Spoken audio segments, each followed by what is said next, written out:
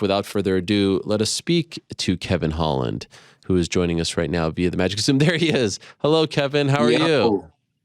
Doing pretty good. How you been, my man? Man, Kevin, there was once a time where it was like your grandfather hitting me up, this and that. And it's like, I can't say yes enough to Kevin Holland. Now I've got to go through like 3 layers of management. I've got to go through this person, that person.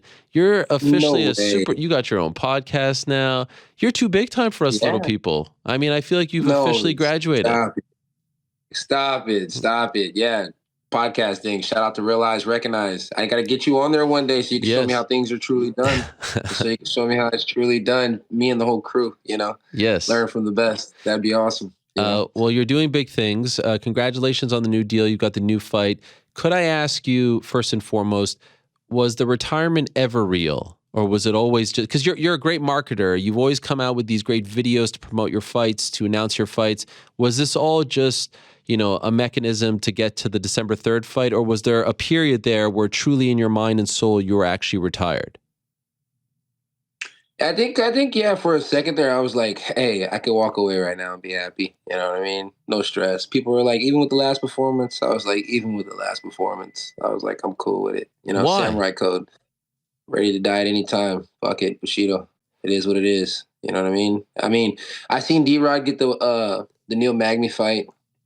We had talked about some different things, when the whole negotiating thing had went down for the Chimaev thing. And, we talked about some things, like I said, and some things was talked about. So I thought, this or that would happen. And it didn't look like nothing was really playing out. And I was like, man, it's like, damn, it's been a long road.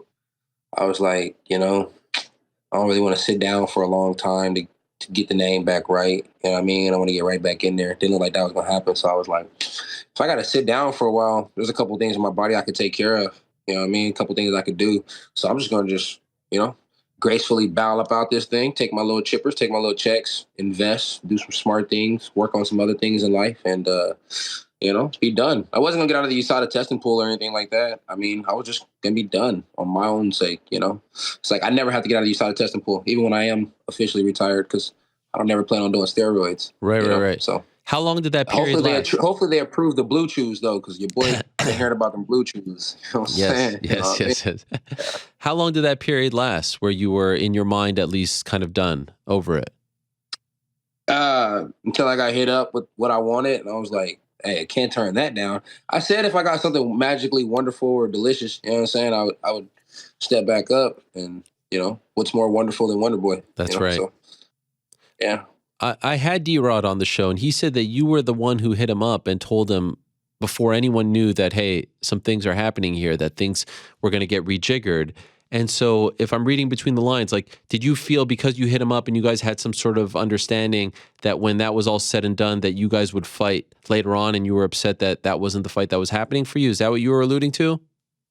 Yeah, I mean, I definitely wanted that fight. I seen him get the Neil Magny fight, and I'm like, what the, you know what I mean? Yeah. Like, hey, out of all due respect, nothing against nobody, but it's like we were lined up to fight a couple times. First time my part, second time nobody's part. Shit just happened. You know what I mean? So it's like it was an unfinished business that needed to be done. No offense to anybody. Nothing. I like D-Rod. He's a good man. But business is business, baby.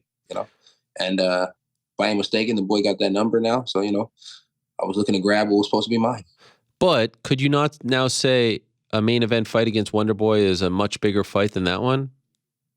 Oh, yeah, most definitely. I mean, I would never turn down a Wonder Boy fight. A young Kev, or old Kev, no Kev would ever turn down a Wonder Boy fight.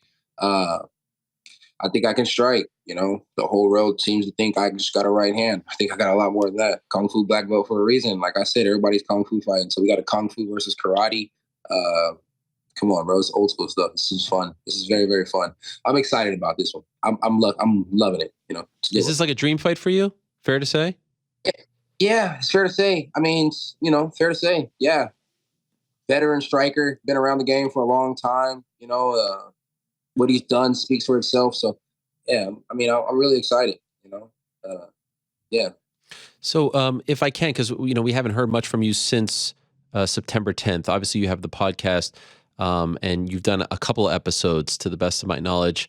But I'm just wondering, in retrospect, do you wish you would have done things differently? Do you not like? Does it not sit well the way things panned out for you? Nah, I wouldn't do anything different. That's the golden thing about Kev. Kev doesn't want to change anything at all. Nothing. Okay. Ever. Nothing. I mean, it is what it is. You live and you learn. How else are you going to learn if you don't live?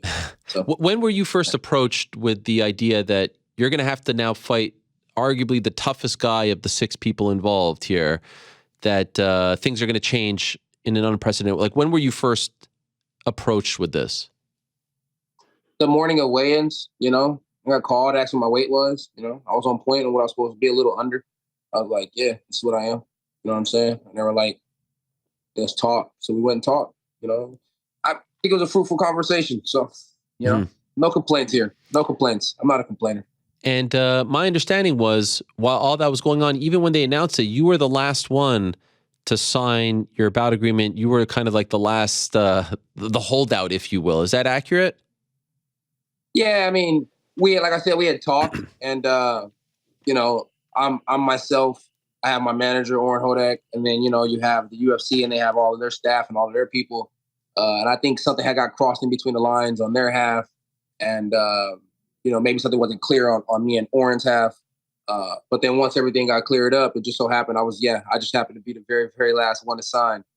Things just happened. Was there a chance that you weren't going to fight, that you were going to say, no, I don't like this, whatever you're offering, and I'm going to go do something else? I mean, I used to work at Walmart way back in the day, for a little while, and the customers are the business. Right. I say customers, people are the business and stuff like that. And I, maybe I act like I was, but there was no point in time that I was going to let the people down. This is what they needed so that the people could get a big card and they can get everything they ever wanted. I mean, I'm a warrior squad on the Shield. The Shield wasn't that strong that day, but hell, we still went on the motherfucker. So it is what it is, Can I get your side of the story on Thursday? What happened there between you two? I pushed Chimaev. Chimaev threw a push kick. It hit me, and I got mad because he almost fucked up the Burberry. You can't mess with a man's Burberry. So why'd you I got push a little him? pissed off, and because I told him don't step in my bubble. He stepped in my personal space. You remember last time we was in each other's personal space? He pushed me, so I pushed him. Then he got the push kick. So long story short, Chimaev just keeps whooping my ass. I might want to stay away from that guy. That's why I was going to retire. I could post all the memes I want with no repercussions. But now I'm back, so I got all the repercussions. So I better watch myself. Do you think that they would have booked your fight against him had that not happened on Thursday? Like, do you think they would have gone in a different direction? But because there was that seed there, they're like, oh, this is the one to make now that everything got rejiggered. Probably so. Maybe I stirred up some shit. Got more shit than I could take, huh? And he actually push kicked you, legit, because I think at one point you refuted it, or at least I thought you were refuting it. I mean, I'm a striker, so right. Yeah, I guess Okay, and then but you got a new deal. No, I mean, it was a good night that night. Circumstances was different for everybody on the card. Sure, everybody had different circumstances. You know what I mean? Let's talk about that for a second. I see this fake media BS going around talking about I got this amount of money or that amount of money. They're wrong. And I'm gonna be honest with you. It's pretty annoying because now my whole family thinks I'm rich, and then my son looks at the number and he thinks I'm poor. So it's like you guys don't know what I made, and my financial business is my financial business. Not to you, Ariel, to these people. Yeah, I got you. My financial business is my financial business. Don't worry about what I made. And if you really want to know what I made, just go ask my jeweler. You see that new piece I bought? I spent all my whole check on that. So I'm broke. So don't worry about what I made last fight. It's all gone on one piece of jewelry and a new car. So that being said, let's just worry about what I make on the Wonder Boy fight. I'm pretty sure that'd be public information. Okay, we're showing that jewelry piece right now. You posted this on your social media. Could I ask how much that? I mean, that is something. I mean, it's just like, I feel like I need sunglasses to look at that thing. So much ice on that, Kevin. I could skate on it. Yeah. You know what I'm talking about? Yeah, I mean, everybody kept saying I wasn't never going to get a championship belt, so I had to prove my shroom dreams right. I had to go get my own championship belt, octagon-shaped TB. I might put some red rubies in the tongue. Just my gosh. Make it look good, How much is that? Can you tell me how much that was? Ballpark? Oh, dude. I mean, a lot of people can go online and ask my guy Ice Bake. You know what I mean? I got him tagged on that one. Hit up Ice Bake, ask him how much it was, and he might be able to tell you how much my check was. So there's always a way to find out. I've been watching that show Blacklist. I'm really late to it, but man, you could always find out something watching Blacklist. Blacklist got me putting my hat on before I watch it. Got me ready to play Call of Duty. Blacklist is really good. I've never heard of Blacklist. Where's that? How can I see that? It's on Netflix. It's old, but it's good. It's good. Now, why spend the whole paycheck on one piece of jewelry? Doesn't that feel like a lot of money to spend on one thing? I could be lying, Ariel. This guy. What was the car? Could you tell me the car? I just finished off. I had got the CT4 Blackwing before the fight, you know, because just sounded real superhero-ish, and everybody kept saying I was a superhero, so I felt like I needed a car. And I'm almost 30, so every grown man should get a Cadillac at one point in time in their life. So yeah, I just finished paying it off. You know, Oren was like, "You got to quit buying stuff and not just buying it all at one time." He's like, "Don't do that with the cars." So, you know, Oren has his ways of what's smarter and what's not smarter. So I just listened to Oren, paid off the vehicles, you know, make sure every vehicle was paid off, make sure everything was taken care of, just took care of my responsibilities. Listen, when in doubt, listen to the Jew when it comes to financials. Oh, yeah. You know what I'm saying? Yeah. That's what I'm talking about. Although not me, I'm very bad at when it comes to that stuff. Speaking of Oren, by the way, just signed Terrence McKinney to the KO Reps squad. And it seems like you guys have a bit of a bromance situation going on. Did you know Terrence before he signed? No. Wow. No, actually, Terrence had reached out to a few of my people after the, I think of the Brunson or the Vittori loss, and was like, "Yo, I can help Kev out." And I never seen that, or you know, I think my bro did tell me, but I was like so pissed off. I don't want to hear that shit. So, you know, now here we are. Got to work a little bit with Terrence, and it's funny because, you know, kind of like similar athletes. So he was showing me a few little things that he likes to do, and that was fun to learn. And just, you know, it's cool to have an extra person like that around. Another UFC caliber guy, fastest knockout in the lightweight history. Right? So, dude's a monster. Dude's fun to play with in the gym. So yeah, I'm very excited for Oren to sign Terrence. I'm very happy to have Terrence part of the team. You know what I mean? I love KO Gang. You guys know I think every other management company is pretty much trash. So yeah. Could I ask how you felt in the locker room after the Chimaev fight? I was like, fuck. I was like, that sucked. I was like, the fuck was I thinking? You know, it's like, why the fuck did I tap? But it is what it is. What do you mean? What were you, like, you tap? Were you in pain? Like, what do you mean? What was I thinking? And just, you know me, I don't make excuses. So, you know, it's like, props off to Chimaev. Like I said, he's one hell of an athlete. He did a fantastic job. Tougher than you thought he would be? Better than you thought he would be? No. I always thought the kid was good, you know? Never thought the kid wasn't good, you know? And it's like, yeah, not tougher than I thought he was, though. I thought he would have subbed me a little faster than that. I thought his you know, I thought his initial takedown would have been a little different than that. So yeah, it's whatever. No big deal to me, you know. A lot of people were very upset. They thought that he bypassed the glove touch to go for the takedown or faked it out. Is that true from your perspective? Did he do that?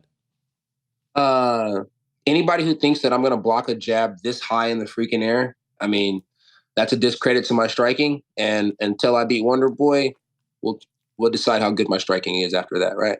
So, yeah.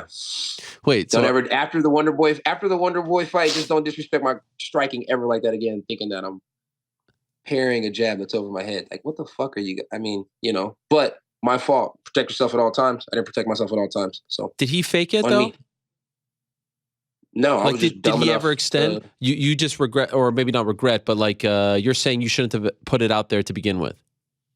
I should have probably just moved differently to begin with. You know, right? That's my fault. It's all me. Always me. Can't put the blame on nobody else. All me. Like when I go on Call of Duty right now and I carry the whole team, it's all me. Yeah, that's right. You know what I mean? Is that one that you'll even watch? What do you mean? Like, will you even go back and study that tape, watch that tape, or is that? Yeah, I've watched it several titimes. I was trying to see little things. Yeah, I watched it several times. Yeah, fun fight. You know, for as long as it lasted. Some good scrambles, high paced stuff. It's good. You know, I wouldn't say high level shit, but high paced stuff. Right, It was fun. It was good. You know. What's more likely to happen? You train with him in the future, or you guys fight again? It's more likely for the universe to change and we all look like cartoon characters. You know what I mean? Yeah, I'm not training with that guy. I don't know what the fuck he was thinking. I guess because I asked him how many times a week they work wrestling, but hey, I'm just trying to steal the recipe for me and my guys. He shot a fast shot. So, It is what it is.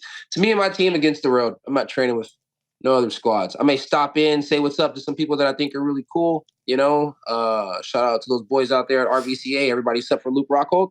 I think those guys are cool. I think there's a lot of cool people out there in the world, but my squad is my squad. My team is my team. And, ride together, die together. Bad boys for life, baby. That's how we're going to do it. So thanks, but no thanks to the training offer. No thanks whatsoever. There's no thank you even involved. It's Right. 2 middle fingers. I ain't going to throw it up on Ariel Helwani's show unless he wants to buzz it out. No, it's all good. Yeah. Nah, Call of Duty shit, bro. Sniper rifles and 9mm. We ain't fucking with those guys. And you and Luke still not seeing eye to eye. Oh, dude, nothing against Luke. It's Luke. I'm Kev. Luke and Kev. We're just not eye to eye. Okay, fair I'm enough. naive. Remember when he did that and said that little interview? He said I was naive and stuff. Might have been on yours. Yeah, it was. Yeah. So I'm naive. I'm naive because I worry about my paycheck and not everybody else's. I thought that was a grown ass man taking care of his responsibilities. I show up to work and everybody else sits on the couch. I fight a lot while everybody else sits on the couch. I say yes when everybody else says no, and therefore I'm rewarded when everybody else is complaining like little female dogs. Okay, fair enough. By the way, Dana obviously likes you a lot. When you were retired, did he call you up? Did he talk to you? I know he talked about you, but I'm wondering if you guys actually spoke about, anything that was on your mind. Nah, he was probably like, this kid's a dumbass. So, knowing Dana, Dana keeps it real trill. That's my dude right there. I love him. I love that he keeps it honest. Love that he keeps it real. That does not bother me, not whatsoever. I didn't know I was an emotional person until he said it. Are you? He's probably really good at reading people, so I probably am an emotional person. I don't really, things don't really bother me. No, he did not call. It doesn't bother me that he didn't call. We still had some messages online. If I hit him up, he responds. If he hits me up, I'm going to respond. That's, like I said, that's my dude. It's like when you and the neighbor clip each other on the bicycle, you just get up and keep riding. You don't complain about it. It's life. Right. So no big deal. And he got you some shoes, right? That was way beforehand. So you remember when we had went to the shoe surgeon and I had went and seen my boy Box and everything like that.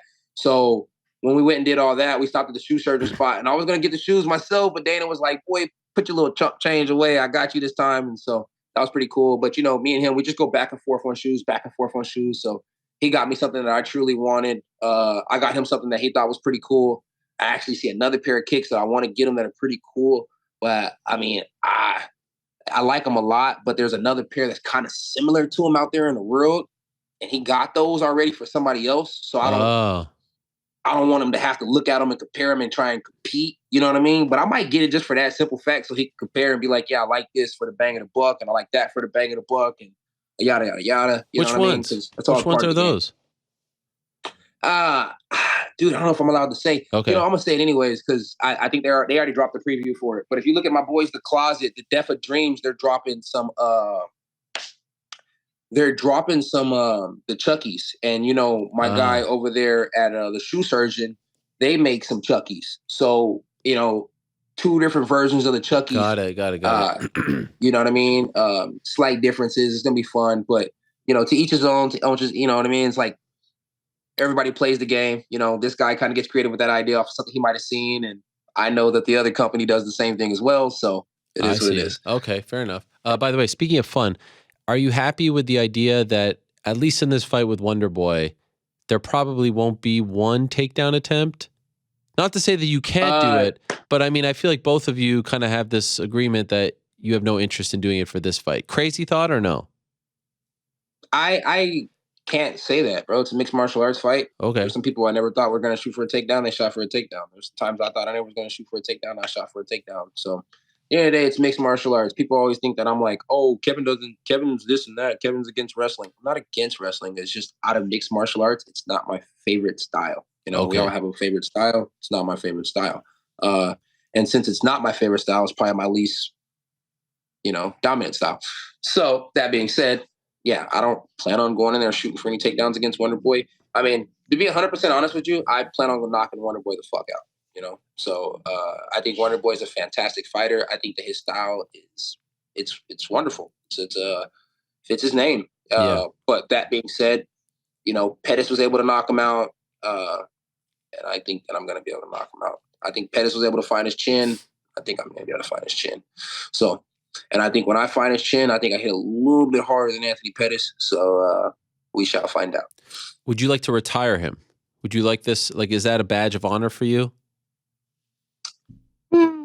Not really. I didn't retire Jacare. I can't determine whether these guys take another fight or not. Right.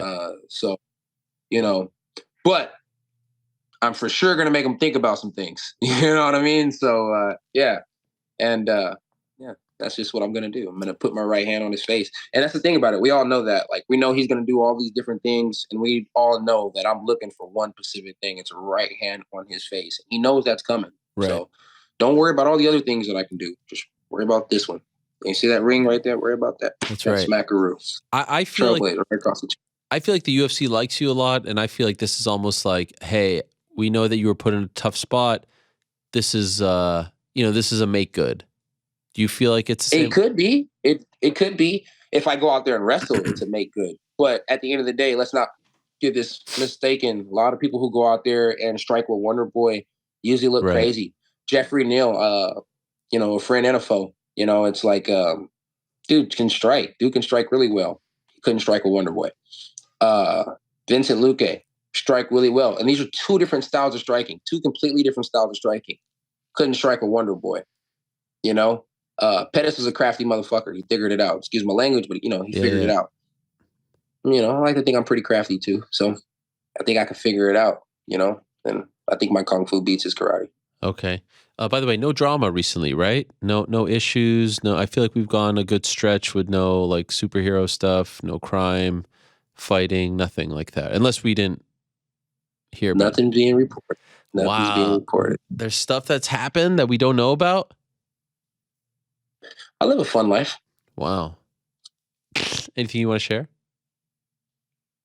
No.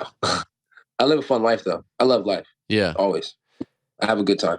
And by the way, why start the podcast? We've seen a lot of athletes do this in other sports. I feel like you could be like the Draymond Green of MMA podcasts. I'm not the fighting, obviously. I don't know if you saw he punched his teammate out, but I just mean you're very opinionated. Yes, you heard about this Draymond Green character?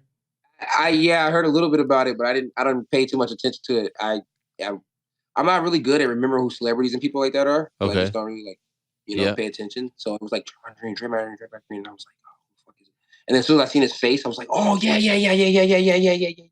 I knew exactly who it was, and I was like, yeah, that guy's always doing something crazy. Yeah. And props to that guy. I like it. Yeah. Don't apologize, man. He punched his teammate out. He took a leave of absence. Fuck it. Sometimes tough love is the best love. Punch that motherfucker. Don't be soft. Sometimes a good punch is good for you. I'm in a fighting sport. Of course, I'm going to say that. Sometimes a good punch is good for you. A good punch should not kill anybody. So you're good to go. But have you ever fought with a teammate? And obviously not like in a spot, like argued. Yeah, all the time. Really? Yeah, bro. So me and my boy Joel Guzman. That's my brother. That's my dog. That's my buddy. We argue all the time. We've had some bad arguments, but we know that we're gonna fight. So usually I'm like, catch you at the gym. He's like, yeah, I'm gonna catch you at the gym too. And then we go to the gym, and it's like people usually clear the mats because we're going at it pretty hard, and find each other through the fire. Come out on the other side like F you. All right, see you tomorrow. Let's keep going until we figure it out, and we always figure it out. That's my bro. My boy Austin Powers. Sometimes we don't see eye to eye. He said something crazy one time after the fight. I looked at him and I was like, tuck your chain. He was like, tuck your chain. So we tuck our chains, start grappling a little bit. You know what I mean? I can't grapple. So, he almost got the best of me. Right. It was what it was, and it's like, I looked at him, he looked at me, I said, let's go get a burger. He was like, let's go get a burger. So we got a burger. His name is Austin Powers? Yeah, his real name is Austin Powers. Holy smokes. Yeah. That's tough. Born before the movie too. Okay, So he's the original. Yeah. Fair enough. All right. And so the podcast is a weekly show. Yeah, it's a weekly show. We plan on doing 10, and then we'll take a short break and figure out, get some advice from the people that's around the road, the fans and stuff like that, and just figure out what we can do better, and come back at it again, come back harder. Try and line up bigger and better names each time. Try and line up people who, try and get some big names in with some small time businesses. 30 minutes here, 30 minutes there, so that way we can. People can be excited about the big company, but then they can also hear from the little company who's starting their way up, so they can kind of hear some of the struggles and then kind of hear some of the struggles to the success. Right. So like that's eventually the goal, to have all lights at different things, Okay. from the bottom to the top, realize, recognize, real. So, we see some real shit, we recognize it. Well, welcome back. We missed you. Thank you. It was quite the sad time when we thought you were leaving the MMA world, but if I hope you don't take this as an insult. I never believed that you were going to walk away forever because I still think you have a lot more left in you. So I thought maybe you were a little bit, down. I'm not saying I didn't believe that you believed, but eventually I felt, Brawler didn't believe me either. He was like, "You're gonna get the fight you want, then you're gonna be right back." See, my boy Brawler Bible, he knows everything. He knows when everything's going on. He knew before the whole world knew about the fight change. Like Brawler knows everything. Brawler Bible, that kid knows everything. So I actually owe that kid 20 push-ups because he was like, "I bet you're not gonna." And I was like, "Bet," trying to get him to convince him. Yeah. He never fell for it. But he knew. He knew why I pulled the plug and why I didn't. So and everybody who thinks that I pulled the plug because I lost to Chimaev, like, get out of your. If I was gonna pull the plug because I lost to somebody, I would have pulled the plug because I lost to Derek Brunson. Now that was fucking embarrassing. Everything else outside of that has been pretty much okay. I promise you.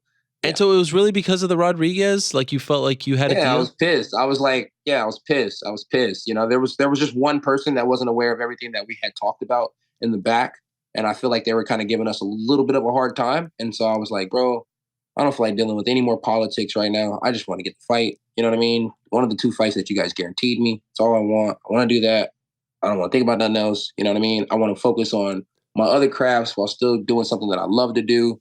And like, that's all I want to focus on. So like I had said in the video, like, it gives me 6 months to practice on my wrestling. And then, maybe I'll take a couple months off after 2 active fights. And then I get a couple more months to work on the wrestling as well. I still got to keep working on it. It's like, so yeah, I just knew the game plan that I wanted, and they're not easy fights. They're still tough fights, but, they're striking fights. And, fans like a good striking battle. And I like a good striking battle. I'm still a fan of the sport. And when I go back and watch the fight, I don't want to watch some fucking guy's butt in my face for fucking 5 minutes to 15 minutes. I don't want to see that. I want to see punches being thrown. I want to see knees and elbows. I want to see kicks. I want to see what I call beautiful art.